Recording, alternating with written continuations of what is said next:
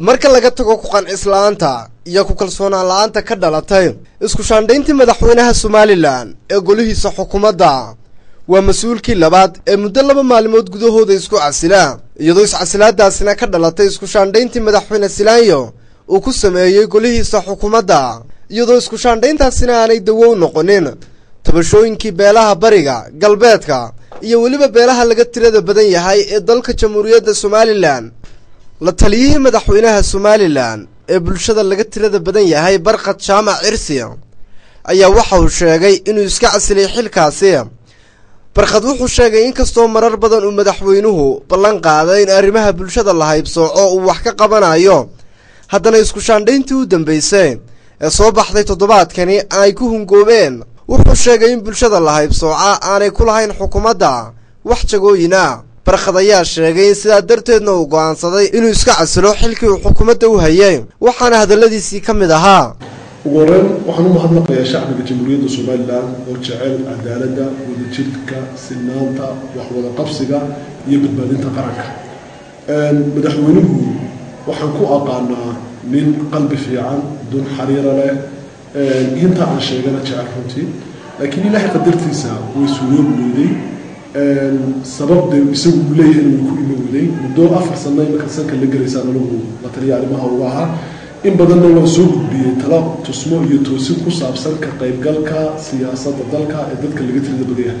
iyo qiimaha iyo qadarka ay u sameeyaan sawirka siyaasadda Somaliland ka qaybgalkooda gaar ahaan qalinka madaxweynuhu inuu qabto qoomiyadda muhiim baan ugu arkayay isku bedelo fara badan mar shaafal ayuu ku sameeyay xukuumadda madaxweynuhu runtii waxa uu leeyahay dastuuriga laakiin wadhici weeyay tii ugu horeysay tii ugu dambeysay tii dhaxal iyo tii ugu dambeysay marka darkaysay in hal agaasibo guud baa ugu yaraay reerka ka soo dorfotay anigu baa xukuumadda ugu jiray ummadda 4 sanaba ku taagnaa lahaa biriga saadambay maanday qayb maalin doona tiina wax noqotay wax tacab badan wali ananka ay qaadanayso laakiin insha Allah gadaal way ka iman doontaa filaya dan marka waxa cadaatay beelaha Somaliland oo dhan shaqo waa iska dhaxalkay ummadani ma laha wasiir ma laha agaasimo guud ma laha agaasimo waaxid wasaaradeen been lahayn barasa been lahayn barasa ku xigeen ma laha safir ma laha meesha la maareeye hay'ad madax banaan ma laha commission ma laha oo gudoomiyaal kama aha custom ma maamulaan dekan maamulkeed ku jiraan madax maamulaheed ma laha therefore waxa weeye qarankan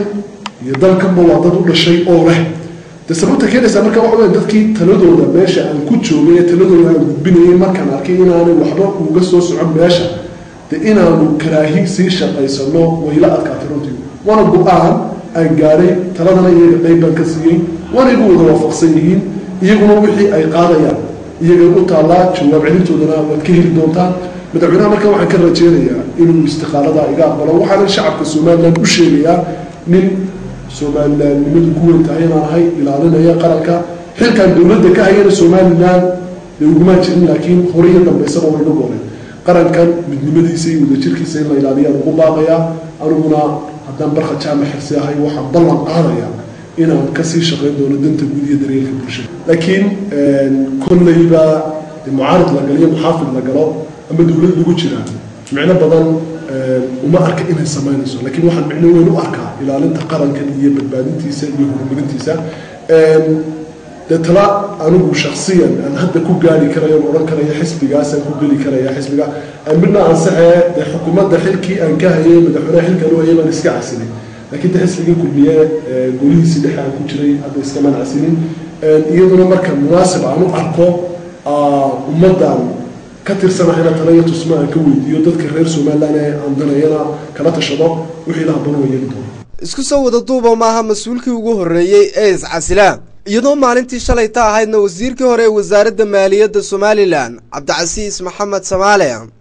oo madaxweynuhu u soo magacaabay wasaaradda waxbarashada ayaa sheegay inaanu xilkaasi diyaar u ahayn iyadoo Barqadna noqonayo mas-uulkii labaad ee muddo 2 maalmood gudahooda iska casila iyadoo madaxweynaha jamhuuriyadda Soomaaliland mudane Axmed Sinaayo markii uu ahaa gudoomiyaha xisbiga mucaaridka ah ee kulmiya oo in badan ku celcelin jiray inuu wax ka qaban doono tabashooyinka beelaha laga tirada badan yahay isla markaana uu saami buuxa ka siin doono jagooyinka xukuumadda balse arrintaasi ayaa waxba kama jiraan noqotay markuu talada dalka ku guuleystay sanadii 2010 mudane Axmed Sinaayo madaxweynaha jamhuuriyadda Soomaaliland oo bartamihii toddobaadkani soo saaray